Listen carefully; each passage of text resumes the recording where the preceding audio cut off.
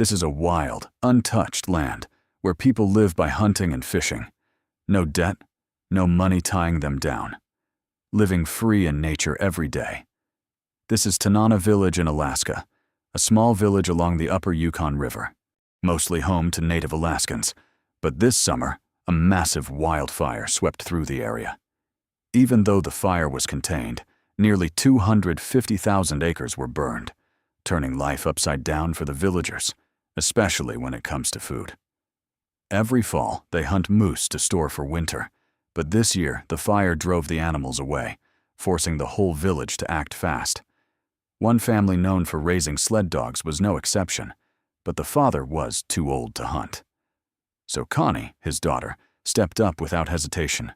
She invited a close friend, and they took a boat into the wilderness over 50 miles east of the village, a place she had never been before, hoping the moose driven out by the fire would show up there. But when they reached shore and saw how vast the land was, they couldn't help but worry. Hunting in conditions like this was like looking for a needle in a haystack. Connie climbed a tree and mimicked a moose call, a simple but effective trick using their territorial instinct to lure one out. But after waiting, there was still no sign of anything, so they kept moving. For 8 straight hours searching non-stop, frustration started to build. Connie didn't want to let her family down, and she refused to fall behind the men. That determination pushed her forward until finally luck was on their side. A massive moose appeared ahead. Hearing the engine, it bolted. They rushed ashore, cut through the brush to get ahead of it, and finally spotted it again. Connie pulled the trigger. The massive animal dropped.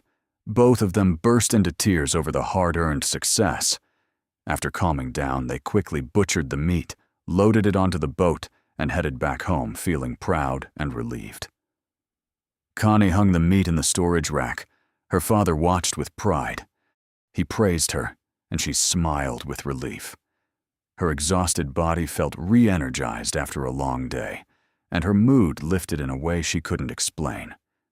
At the same time in the village, Joe, a young leader of the new generation, set out with his group to hunt moose. They headed toward a fishing lake over 20 miles away, a place their ancestors had relied on for generations, following a stream through charred land that made everyone uneasy. It was the first time Joe had ever seen such devastation, like something out of the end of the world. After just 3 miles, they ran into a wall of burned trees blocking their path. They had to stop, grab their tools, and cut their way through, determined to keep going. Even though that place had also been burned by wildfire, they had no choice but to keep going. They pushed deeper, and as the trees grew thicker, hope began to rise. Finally, they spotted a target, a full-grown moose. The moose quickly ran into the brush. The group was overjoyed. As soon as the boat hit shore, they grabbed their guns and chased after it. Even though they were eager, their experience helped them slow down to stay quiet. The moose wandered into an open area, a rare chance, but Joey held his fire because it was a female, an important animal for reproduction. One female can produce many calves in her lifetime. To protect sustainability, the villagers don't hunt females. But it was mating season. Where there's a female, a bull will follow. The group decided to use that to set an ambush. They went back to look for more signs. Not just tracks, but also droppings showing that moose were living in the area. With these clear signs, they were sure a bull was nearby marking its territory. Joey started mimicking calls and scraping antlers to provoke the dominant bull, and the trick really worked. Soon, a bull appeared in the distance. Joey rushed forward with steady aim. The moment was brief. He fired while moving. With just 2 shots, the moose dropped. Seeing it on the ground, the group was overwhelmed with excitement. After 3 hard days, they finally succeeded. One moose can provide about 800 pounds of meat, enough for several families through winter. Night was coming. They had to process the moose quickly. The smell of blood would attract predators, making things extremely dangerous. After working all day into the night, they finally finished butchering. But heading home now wasn't a smart choice, so they set up a temporary shelter and built a fire, planning to leave at daylight. After a long day, they were starving. Joey cooked the moose heart for dinner, a tradition going back hundreds of years. After every hunt, the leader prepares the heart for the group. As the leader of this generation, Joey carried it on. The meal was simple but delicious. Once the heart was cooked, they just added some salt. Dinner began and everyone took bites. It tasted amazing. They kept praising Joey. After eating, they took turns keeping watch to avoid predator attacks. The next morning, they loaded the meat onto the boat and happily returned to the village. Back home, they processed the meat and shared it with the elders, so everyone would have food for winter. Joey's father Stan started grinding meat for sausage. Laughter filled the house. Everyone looked happy. But not every family was as lucky. Charlie and his son were also out hunting, heading 50 miles west into the wilderness. But that area had also been burned. They kept going deeper and soon found a lake. Around it were willows and grass enough to attract moose. There was hope, but a serious problem remained. They had no cover. Even though moose don't see well in open ground, they could be spotted easily. After thinking it through, they decided to build a tree stand to hide and wait. Charlie made moose calls while his son watched with binoculars, but nothing happened. The next day, still no moose. Only 4 days left in the season. They were getting anxious, and worse, the wind picked up. Charlie's calls were drowned out, so they climbed down and took the boat to search while calling out. The calls echoed across the wilderness, sounding real. They drifted to the end of the lake, then circled back to the same spot. Time passed, second by second. Night was coming, but still no moose. Their spirits started to drop. Right then, a moose appeared in their view. Both of them moved instantly. They rushed toward the planned spot, but when they got there, the moose was gone without a trace. This left them both disappointed and hopeful. With only 4 days left in the season, they had to keep trying. Moose is a vital food source for Alaskans. Each fall, there's only a short hunting window. Miss it, and winter becomes very hard. But because of this year's wildfires, hunting had become extremely difficult. Charlie and his son had been out for days, but still hadn't found a good target. With only 2 days left, they were getting desperate. Just then, the sound of crows overhead caught Charlie's attention. Crows often follow animals for food, so by tracking their direction, they might find a moose. This is hunting knowledge passed down for generations. Father and son followed the crows and soon found fresh tracks showing the moose had just passed. They pushed forward eagerly. After a while, the son heard something. They listened closely and recognized a distant moose call. The target was close, and following the sound, they finally found a full-grown moose. They moved in fast before it could react. They fired decisively, and the moose dropped instantly, hit in a vital spot. The son's aim was getting better, earning praise from Charlie, since the moose fell in the water. They had to pull it ashore quickly to keep the meat from spoiling. They tied a rope to one leg and the other end to a tree, using leverage to drag it out. Next came the butchering. They had only 2 hours before sunset. They split the work and finished just before dark. Then they carried the heavy meat to the boat. But heading home meant traveling 50 miles in the dark, which was dangerous. So they decided to stay overnight to keep the meat safe. They hung the meat between 2 trees to keep it cool. But the smell of blood could attract predators, so they took turns keeping watch. After a tense night, morning came, and they made it home safely. But the work wasn't done. They continued processing the meat and shared it with the elders in the village. As the village leader, Charlie quietly cared for the elderly living alone. Once everything was done, they rode snowmobiles around delivering moose meat to the elders. Their gratitude made Charlie feel all the effort was worth it.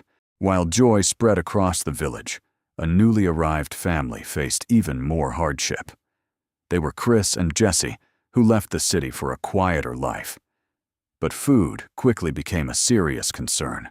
On their hunting trip, both nervous and excited, Chris remembered going hunting with his father as a child. Now returning the land felt both familiar and strange, and excitement grew inside him. Determined to conquer this land, like his father. When they reached a lake that Chris believed was a key crossing point, they started looking for signs. But instead found bear tracks, making Jessie nervous. She kept looking around, feeling uneasy, because during this season, bears become more aggressive searching for food. Her fear also came from a friend who had once been attacked by a black bear. Just then, rustling came from the bushes.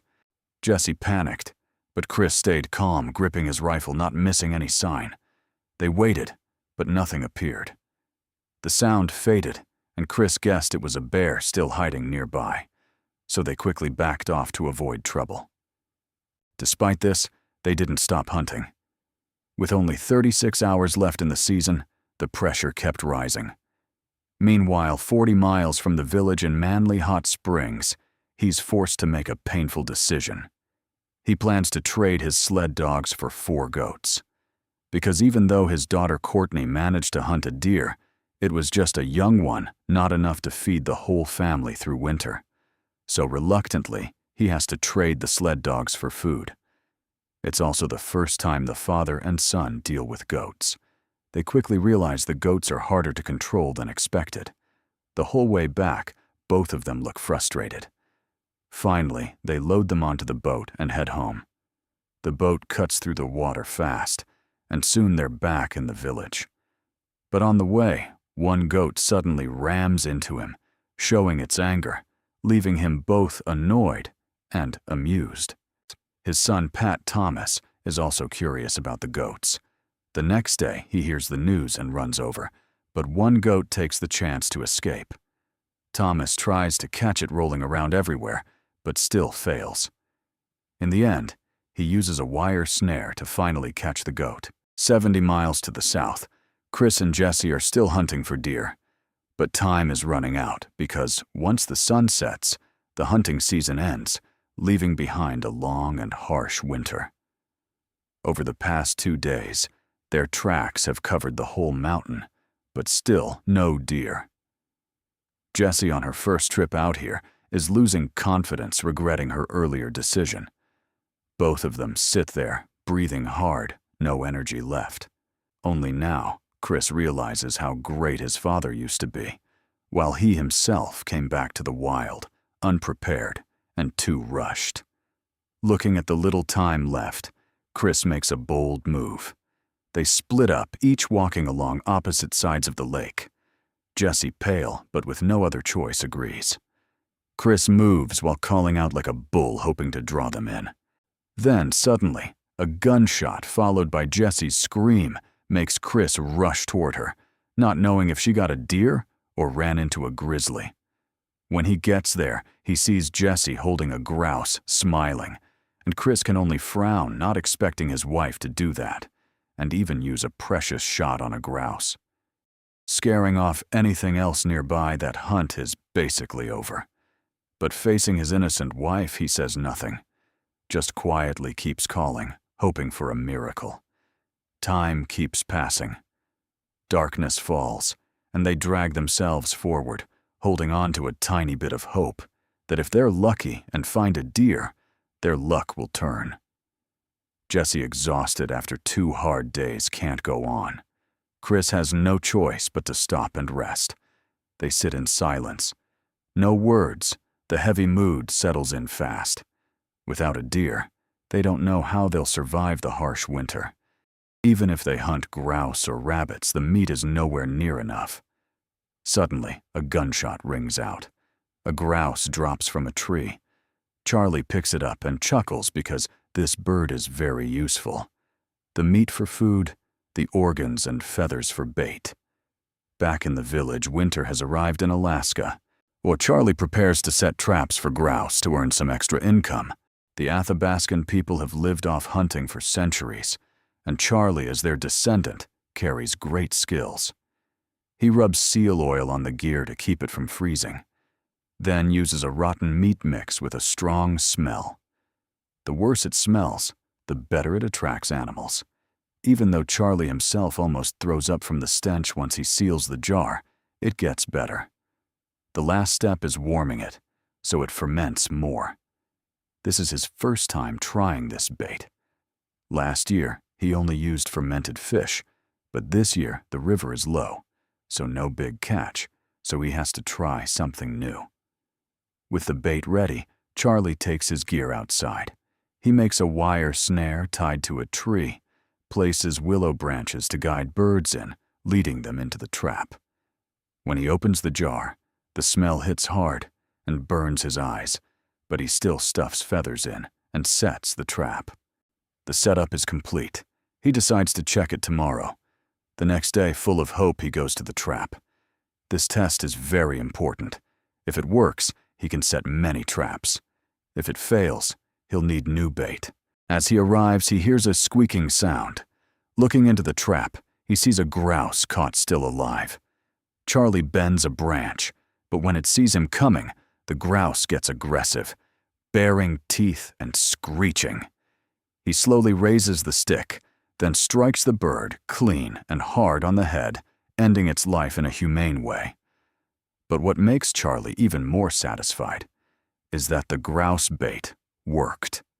This hunting season can finally begin. Before moving on, Charlie has one more important task. His mother wants fish, and as a good son, he has to make it happen. Spearfishing is an old technique rarely used now because modern fishing gear is common. Charlie and his son quickly make 2 spears and head to the Yukon River for whitefish, a species that lives year-round, unlike summer salmon. But it's not easy. They're not the only ones watching. Eagles hunt fish too, and whitefish are smart. During the day, they stay deep, only feeding at night. After searching all day with no luck, they decide to wait. Night falls. Darkness covers everything. Charlie brings help, his cousin Mike. They light a small oil lamp, and in the dim light start spotting whitefish. They soon see one resting at the bottom. Charlie lunges, but misses on his first try.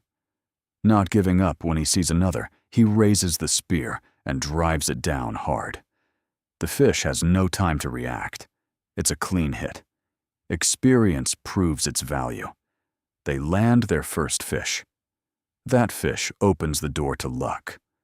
More and more whitefish appear. The group gets more excited. Even the young boy scores. After a while, they collect a total of 100 pounds of fish, enough for Charlie's mother through the winter. Next day, Charlie brings the fish home. His mother is overjoyed. She invites everyone for lunch. They quickly clean the fish. Charlie's mother cooks, and soon the food is ready. The whole family sits together laughing and eating, enjoying the moment. Meanwhile, deep in the forest, Chris and Jesse now live in a small log cabin. They didn't catch any deer this season, but life must go on first. They need to cut a lot of firewood for winter. Without it, the cold could be deadly.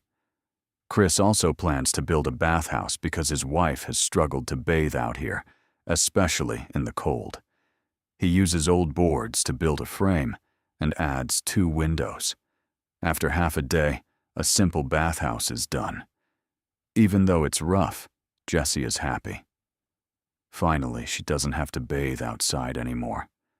Hope returns to her eyes, and Chris feels things are starting to look better. These past days, they've lived on emergency rations. Chris has lost over 30 pounds. Early one morning, they pack their gear and ride a snowmobile to the lake. The white landscape is stunning, but they have no time to admire it. A big challenge appears. A deep gap blocks the way. Chris is surprised because 25 years ago, this was just a small stream. Looking around, seeing no path, Chris suggests building a bridge. Jesse can't believe it, but there's no other choice. Chris uses a chainsaw to cut a large tree. It falls into place across the gap. Chris carefully climbs up, trimming the branches. Jesse watches, worried if he falls, he could be hurt. And suddenly, Chris almost slips. Luckily, his leg hooks the trunk, but the axe drops. Jesse rushes in to help. With effort, she pulls, and Chris climbs back up safely. They hug in relief. After calming down, they keep working. 3 more trees are needed to finish the plan. To build a bridge strong enough, Chris and Jesse plan to use large logs on both sides and smaller ones in the middle for support. But when cutting the last tree, they struggle because it's too far. They can only use rope and leverage to move each log. After hard work, they finally succeed. They fill the gaps with branches and cover it with thick snow to level the surface.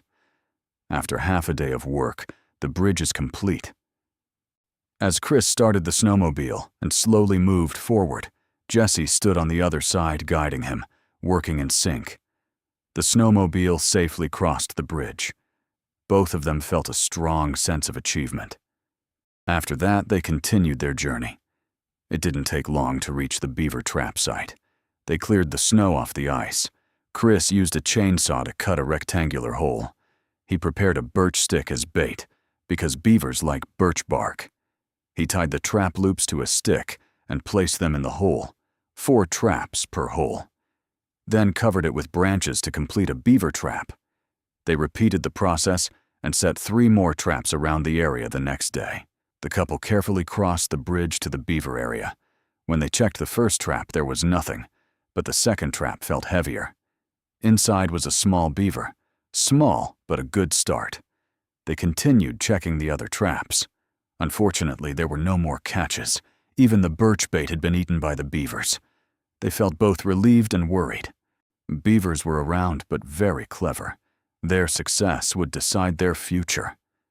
To keep surviving, Chris came up with an extreme idea, hunting a bear. Jesse was stunned. A friend of his had been killed by a black bear.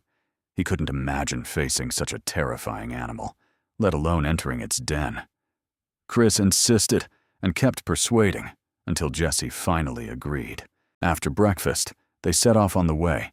Chris remembered seeing a bear den while trapping beavers.